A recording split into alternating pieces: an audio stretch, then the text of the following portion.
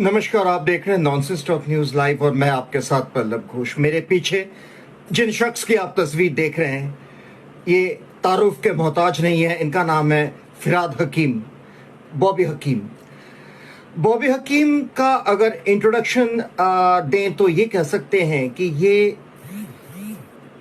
Other than being the mayor of Kolkata, ये ममता बनर्जी के उन सिपह सालारों में से हैं जिन्होंने ममता बनर्जी के लिए अपना जो पॉलिटिकल करियर कह लीजिए या अपनी जो जिंदगी है, ये ममता बनर्जी के लिए अपना लॉयल्टी इन्होंने कभी नहीं छोड़ी। लेकिन बदले में इन्हें क्या मिला? बदले में इन्हें मिला बेइज्जती, तिरस्कार। और चूंकि मैंने खुद एक वाकया मुझे याद है, मैं डिटेल्स में नहीं जाऊंगा, लेकिन वहां पर उन दिनों ममता बनर्जी चीफ मिनिस्टर थी, एक इवेंट चल रहा था, तो वहां पे ममता बनर्जी आनंद फानंद में आई, देर रात को आई थी और तमाम नेता मंत्री मौजूद थे। ये बालीगंज प्लेस की बात मैं कर रहा हूं, बंगाल में, कोलकाता में। 2011-2012 शायद, ध्यान नहीं आ रहा है। और आते ही एक तरह से ममता बनर्जी बॉबी हकीम पर बरस पड़ी। उन्होंने ये तक नहीं देखा कि जगह क्या है, उन्होंने ये तक नहीं सोचा कि यहां तमाम प्रेस मौजूद हैं, तमाम लोग मौजूद हैं और वो एक फैमिली डिनर टाइप का था किसी का। तो बॉबी हकीम पर वो बरस पड़ी और वजह सिर्फ इतना था कि जब वो आ रही थी तो कहीं उनको कोई कूड़े का ढेर दिख गया और उन्होंने बॉबी हकीम को आड़े हाथ ले लिया। बॉबी हकीम को बुरा लगा, लेकिन बॉबी हकीम, जैसे कि मैंने कहा, उन सिपह सालारों में से है, उन सैनिकों में से है ममता बनर्जी के, जिन्होंने कभी ममता बनर्जी के खिलाफ एक लफ्ज तक नहीं कही। गलतियां अगर गिनाने जाएं तो बॉबी हकीम के भी कई सारे ऐसे किस्से हैं। जैसे एक मैं हमेशा कहता हूं कि जब आम्फन हुआ था, उन दिनों भी मैं कोलकाता में ही था और मैंने वो मंजर देखा था कि आम्फन का क्या हाल था, जब सड़कों पे पेड़ पड़ी हुई थी, तमाम जो टेलीकॉम के पोल्स पड़े हुए थे और रास्ते का बेहाल था, सारे रास्ते। मैं गोरीहाट में था और गोरीहाट से लेकर जो राजबिहारी एवेन्यू होते हुए हाजरा, या ये जो तमाम रास्ते थे, इन रास्तों का बहुत बुरा हाल था और सब लोग इंतजार कर रहे हैं कि कब रास्ता खाली हो, कब साफ हो, लेकिन हो नहीं रहा था। यानी कोलकाता म्युनिसिपल कॉर्पोरेशन कोशिश तो कर रही थी लेकिन कर नहीं पा रही थी। उनके पास वो सामान नहीं था जो आर्मी के पास होता है। जाहिर सी बात है, ईस्टर्न कमांड को ऑर्डर दिया गया और ईस्टर्न कमांड ने कुछ ही घंटों में शहर को बिल्कुल साफ कर दिया। लेकिन बजाय इसके कि बॉबी हकीम कहते कि ये ईस्टर्न कमांड ने किया है और हम इनके लिए ईस्टर्न कमांड के शुक्रगुजार हैं, बॉबी हकीम ने कह दिया कि ये सारा काम तो हमने करके ही रखा था, ईस्टर्न कमांड के जवानों ने जस्ट हाथ लगाया है। बहुत किरकिरी हुई थी, बहुत हंसी मजाक मखौल उड़ा था। खैर, आज का खबर बॉबी हकीम से जुड़ा हुआ है। बॉबी हकीम ने मेयर पद से इस्तीफा दे दिया।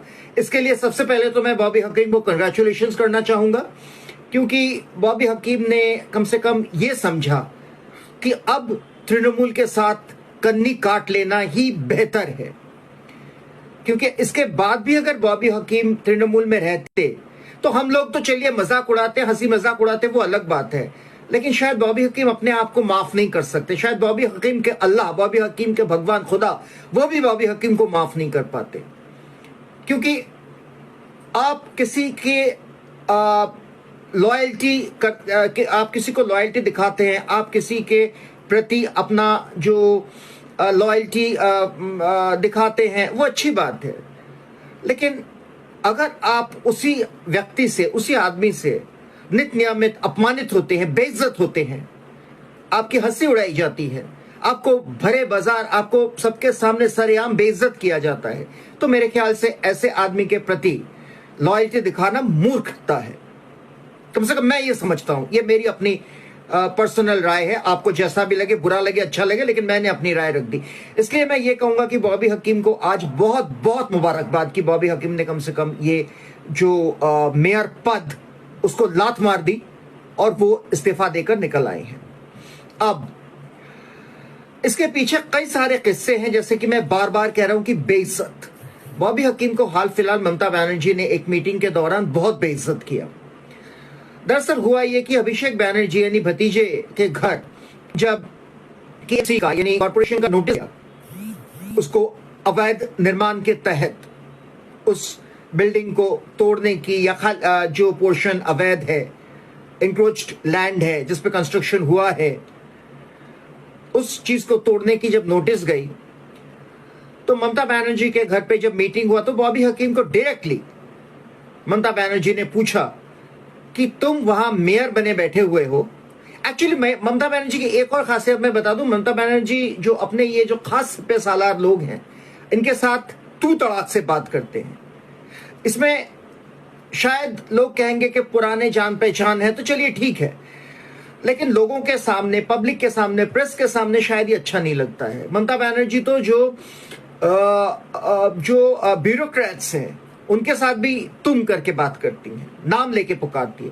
ये चीजें बहुत लोगों को अच्छा नहीं लगता, ये चीजें बहुत लोगों को खल रही थी, बहुत लोगों को खलती है। और मैं नाम ना लेकर कहना चाहूंगा, मेरे ऐसे कई सारे तृणमूल के नेताओं से बात हुए हैं जिन लोगों ने कहा था कि ये मैं अच्छा नहीं लगता, लोगों के सामने कम से कम तू तड़ा के मैं अच्छा नहीं लगता।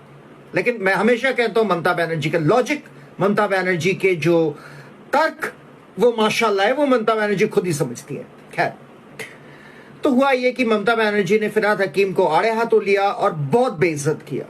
उन्होंने ये कहा कि एक मेयर होते हुए भी तुम्हें ये पता नहीं चला कि तुम्हारे ऑफिस से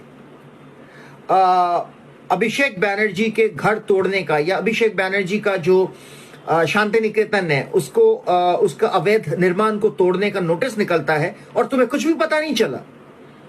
बॉबी हकीम वहां तो खामोश रहे, हजम कर गए, लेकिन बाहर जब प्रेस ने उनसे पूछा तो उन्होंने एक तरह से उस दिन बॉबी हकीम का जो हालत था वो सच में देख के दया आ रही थी। मैं खुद क्रिटिसाइज कर रहा हूं बॉबी हकीम को, लेकिन फिर भी मैं कहूंगा दया आ रही थी, क्योंकि बॉबी हकीम कहते कहते एक जगह पे ऐसा हुआ कि मानो उनकी जो बात करते करते उनका गला चोक्ट हो गया। उन्होंने कहा कि मैं क्यों झूठ बोलूंगा, क्या मेयर को सब कुछ पता है। और बात आनंद फानंद में उन्होंने ये भी कह दिया, आज बंगाल में इतने सारे इंक्रोच्ड लैंड पर कंस्ट्रक्शन हुए हैं, अवैध निर्माण हुए हैं, क्या मेयर के लिए जानना सब जरूरी है? क्या मेयर के हाथों से सब कुछ होता है? क्या सिर्फ मेयर के ही सिग्नेचर से होता है या कुछ और लोगों के सिग्नेचर से नहीं होता है? साफ इशारा था ममता बनर्जी और अभिषेक बनर्जी के ओर, जिनके वजह से आज तृणमूल टूट के बिखर चुका है। खैर, इसके बाद बॉबी हकीम की जो बेटी है यानी प्रियदर्शिनी हकीम, जो कि तृणमूल के एक सक्रिय मेंबर रही हैं और इस बार भी भवानीपुर या उस एरिया की जो इलेक्शन कैंपेन है, इलेक्शन का जो स्ट्रैटेजी है, इन सबको प्लान करने में प्रियदर्शिनी हकीम का बहुत बड़ा हाथ था। लेकिन चूंकि ममता बनर्जी हारी भवानीपुर से, तो ममता बनर्जी को गुस्सा आया और ममता बनर्जी ने पूरा का पूरा ठीकरा बॉबी हकीम और उनकी बेटी पर दे फोड़ा। इस पर प्रियदर्शिनी हकीम ने भी जवाब दिया। प्रियदर्शिनी हकीम ने कहा कि दीदी, आप आंखों पर पट्टी बांध के मत खड़े रहिए, बैठे रहिए, आंखें खोलिए और देखिए अगर तृणमूल हारी है तो क्यों हारी है, इसके पीछे वजहें हैं। सीधा इशारा उनका यह था कि आप इसकी वजह है। इस बात से भी तृणमूल के चमचों में, गुर्गों में बॉबी हकीम को लेकर गुस्सा था। बॉबी हकीम के खिलाफ एक लॉबी बना और प्रियदर्शिनी हकीम को तो काफी बातें सुनाई गई। और आज जब तृणमूल टूट के बिखर चुका है, एक नया खेमा बन चुका है, 60 से भी अधिक एमएलए अब इस नए तृणमूल में शामिल हो गए हैं। बॉबी हकीम, मदन मित्रा, शोभनदेव चट्टोपाध्याय भी इस खेमे में शामिल हो गए। लेकिन मजेदार बात यह है कि ये जो तृणमूल है, जो नया नवनिर्वाचित जो नवनिर्मित जो तृणमूल है, जो ऋतव्रत बैनर्जी और संदीपन शाह के नेतृत्व में बना है, इस तृणमूल में ये लोग एमएलए तो रहेंगे, क्योंकि एमएलए पद से तो कोई इनको हटा नहीं सकता, ये लोग जीते हैं। लेकिन ये लोग उस तृणमूल के हिस्सा नहीं रहेंगे और अब इनका जो पोजीशन रहेगा वो है नॉन अटैच्ड एमएलए। अब सवाल यह है कि नॉन अटैच्ड एमएलए कितना काम करेगी लोगों के लिए, कितना काम कर पाएगी लोगों के लिए, ये बहुत जरूरी है समझना। ये आने वाले दिनों में पता चलेगा। लेकिन आज जब मदन मित्रा, एक और ममता बनर्जी के बहुत ट्रस्टेड सिपहसालारों में से है, सैनिक में से है, उनसे जब पूछा गया कि क्या ये हकीकत है कि आप लोग नॉन अटैच्ड एमएलए बन के रहेंगे, तो आज मदन मित्रा का जो अंदाज था, मदन मित्रा का जो बॉडी लैंग्वेज था, वो बिल्कुल अलग था। यानी आज वो रेजिस्टेंस के मूड में नहीं थे, आज वो गुस्से के मूड में नहीं थे। उन्होंने ये कहा कि देखिए, हम लोग एमएलए तो रहेंगे, हमने जीता है, हम लोग एमएलए तो रहेंगे। साफ है, ममता बनर्जी से अब एक के बाद एक एमएलए, एक के बाद एक उनके जो ट्रस्टेड सिपहसालारों में से जो सैनिक हैं, ये सब धीरे धीरे बिफर रहे हैं। क्या ममता बनर्जी अब एक तरह से एक कॉर्नर, मतलब एक कोना पकड़ के बैठी रहेंगी?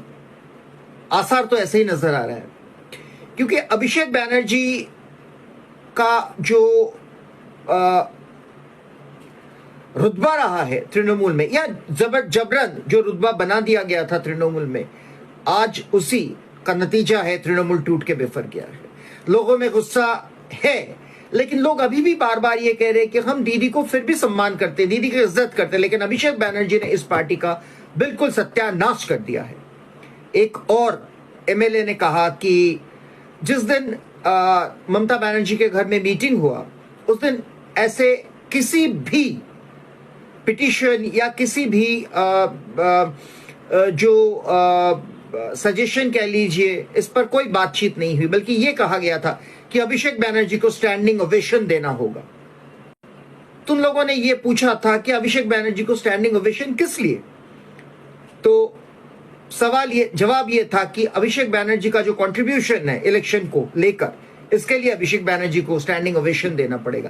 किस बात का स्टैंडिंग ओवेशन? अभिषेक बनर्जी जो फौलता में, जो अभिषेक बनर्जी से पहले बहुत डिंगे हाँकते थे, 7 लाख कुछ हजार के करीब वोट से जीते हैं, उसका पर्दाफाश है।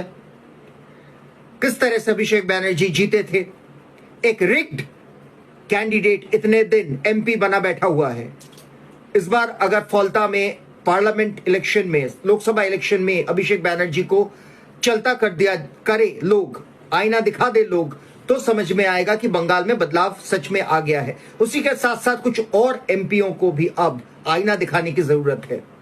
खैर, अब तृणमूल जो है, ये जो कुछ एमएलए, एमपी हैं, एमएलए हैं, जो उनके अभी भी 2-4 गुर्गे बने हुए, चमचे बने हुए, शायद इनको लेके अभी कुछ दिन इस तरह से पार्टी चलाएगी। ममता बनर्जी के घर में बैठक होगी, फेसबुक पे ममता बनर्जी एड्रेस करेंगी और एक के बाद एक कविताएं या पोस्ट करती रहेंगी। लेकिन हकीकत यह है कि आज जो असेंबली से, यानी विधानसभा से, आज ऋतव्रत बनर्जी ने साफ कर दिया कि तृणमूल में अब नया जो तृणमूल है, इसको लेके हम आगे चलेंगे और हमारे में सब एक जैसा है। खैर, ये कहने वाली बात है, तो आगे चल के पता चलेगा सब एक जैसे हैं या उसमें भी अलग अलग पोजीशन है, अलग अलग पोस्ट्स हैं और हायरार्की वाला मामला आता है या नहीं। ऋतव्रत बनर्जी खुद और संदीपन शाह खुद किस ओहदे पर काबिज होते हैं पार्टी में? जाहिर सी बात है वो तृणमूल चीफ, तृणमूल प्रेसिडेंट के हैसियत से शायद रहेंगे, क्योंकि ऋतव्रत बनर्जी ने साफ कह दिया कि हम ममता बनर्जी को वेलकम करते हैं, लेकिन चीफ सलाहकार यानी विशेष सलाहकार के तौर पर ममता बनर्जी पार्टी के साथ जुड़े।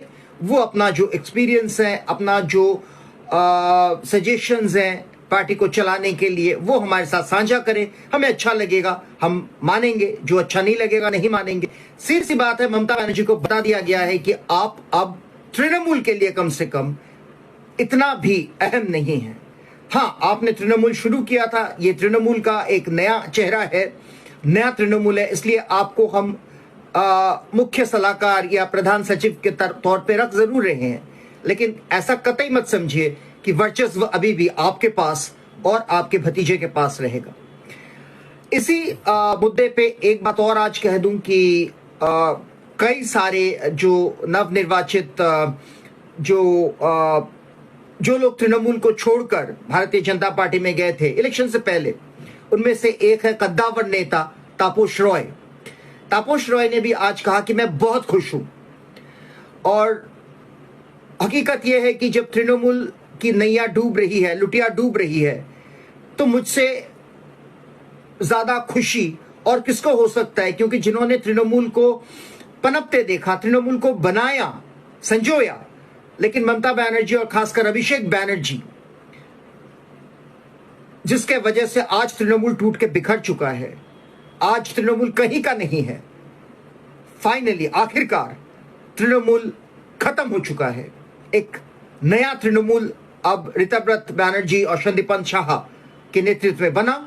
इसमें जो लोग आएंगे वो अब बैठेंगे विधानसभा में अपोजिशन में, लेकिन कम से कम ये ममता बनर्जी और भतीजे अभिषेक बनर्जी का जो वर्चस्व था, जो हाई हैंडेडनेस था, जो जंगल राज था, अत्याचार था, लोगों को अपमान करना था, लोगों की हर बात में किरकिरी करना था, लोगों को यहां तक मुझे सुनने को मिला कि कॉलेज स्टूडेंट्स, खासकर जो आशुतोष कॉलेज करके है राजबीर एवेन्यू पे, वहां पे कॉलेज स्टूडेंट्स ने कहा कि हमें ये ऑर्डर दिया जाता था कि जब अभिषेक बनर्जी कॉलेज में आए तो उनको स्टैंडिंग ओवेशन सिर्फ नहीं, सल्यूट किया जाए।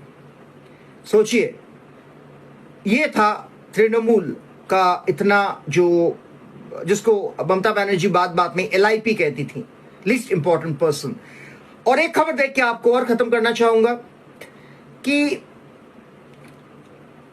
आने वाले दिन, कम से कम कल परसों या ये जो पूरा हफ्ता होने वाला है, this will be full of developments, क्योंकि तृणमूल में जो लोग शामिल होंगे या जिन लोगों को ये नया तृणमूल लेगी, अब जो लोग MLA हैं उनको तो लेंगे ही लेंगे, लेकिन जो लोग आना चाहते हैं, नहीं उनको लेना है नहीं लेना है, ये सब अब आने वाले दिनों में ऋतव्रत और संदीपन शाह और जो भी इनका जो टीम है वो डिसाइड करेगी। यानी ये डिसीजन भी अब ममता बनर्जी और खासकर अभिषेक बनर्जी, जो इतने दिनों से हर चीज में उंगली करते थे, हर चीज को फिंगर करते थे, अब उनके हाथ से पूरा का पूरा खेल निकल चुका है। तृणमूल टूट चुका है, टूट के बिखर चुका है। देखते रहिए नॉनसेंस टॉक न्यूज, मैं आपके साथ पल्लव घोष।